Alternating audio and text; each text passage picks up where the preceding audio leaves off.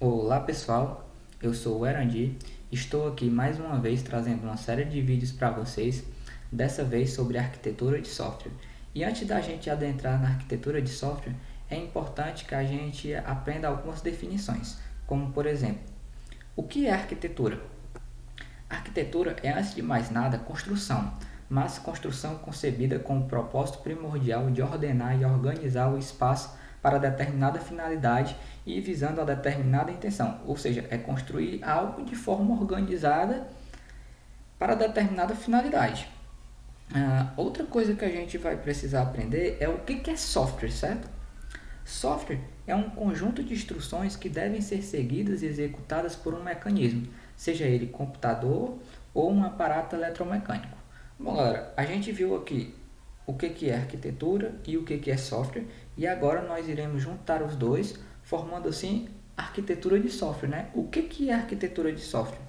A arquitetura de software ela pode ser definida como uma forma de divisão do sistema em componentes, na organização desses componentes e no modo como esses componentes se comunicam entre si. Ou seja, eu tenho a minha aplicação, ela está dividida em partes e eu vou fazer com que essas partes se comuniquem de forma que a alteração de uma parte não cause muito impacto em outra parte, certo?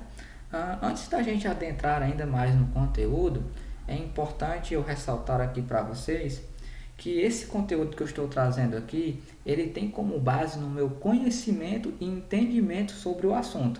Ou seja, pode ser que em outros vídeos, em outros artigos que vocês veem pela internet, mostre algumas diferenças do que eu vou falar aqui, do que eu vou explicar aqui. Isso não significa que eu vou estar errado ou que a outra pessoa que estiver explicando esteja errada. Não, porque a arquitetura ela também se comporta como uma ideia, certo? Ela não engessa você a desenvolver uma aplicação de tal jeito, ou seja, a estrutura da sua aplicação ela não é amarrada. Você pode desenvolver a estrutura da sua aplicação como você quiser, mas a ideia da arquitetura é o que você tem que entender e o que você tem que aplicar quando for desenvolver. Então, pessoal, a gente vai continuar aqui o assunto, certo? A gente vai ver agora os benefícios de uma boa arquitetura. Por que eu devo escolher uma arquitetura boa, que se enquadre e que a minha aplicação se adapte a ela? Vamos lá. A primeira benefício que nós temos é o isolamento de responsabilidades. Ou seja, toda arquitetura ela tem que oferecer a divisão de responsabilidades da sua aplicação. Nós vamos criar um sistema testável. Realmente, se eu tenho as responsabilidades divididas, eu consigo testar elas individualmente. Nós vamos ter aqui aumento na escalabilidade, ou seja, o meu sistema ele vai crescer com o tempo, certo? E o crescimento exponencial dessa aplicação, as modificações que eles vão receber não vão quebrar o meu sistema, eu vou poder modificar ele sem quebrar a minha aplicação. O meu sistema ele vai ter uma melhor legibilidade para a equipe de desenvolvimento, ou seja, com a escolha de uma boa arquitetura, caso chegue na equipe de desenvolvimento um novo programador, um novo desenvolvedor ou alguém que vai trabalhar com a equipe de tecnologia e desenvolvimento, ele vai se adaptar rapidamente. Por quê? Porque as responsabilidades desse sistema vão estar bem divididas. Ele vai saber onde colocar cada parte do que ele vai desenvolver, certo? E uma coisa que vai juntar a escalabilidade com o meu sistema testável é a longevidade na manutenção de um software. Isso é, eu vou ter um software que vai durar por muitos anos e, como eu falei anteriormente, as modificações nesse software ao longo do tempo vão ser mais fáceis, vão ser baratas. Eu vou modificar uma parte de um código que não vai quebrar outra, eu vou poder substituir um componente. Então, tudo isso faz parte de uma boa arquitetura. Bem, pessoal, o primeiro padrão que a gente vai estudar é o MVC, certo? O MVC é um padrão bem simples de ser entendido e de ser aplicado. Apesar de que muitos desenvolvedores iniciantes têm dúvidas sobre o MVC, eu espero poder sanar essas dúvidas. Então a gente vai ver aqui o que caracteriza e o que define esse padrão, certo? Então vamos lá, algumas definições.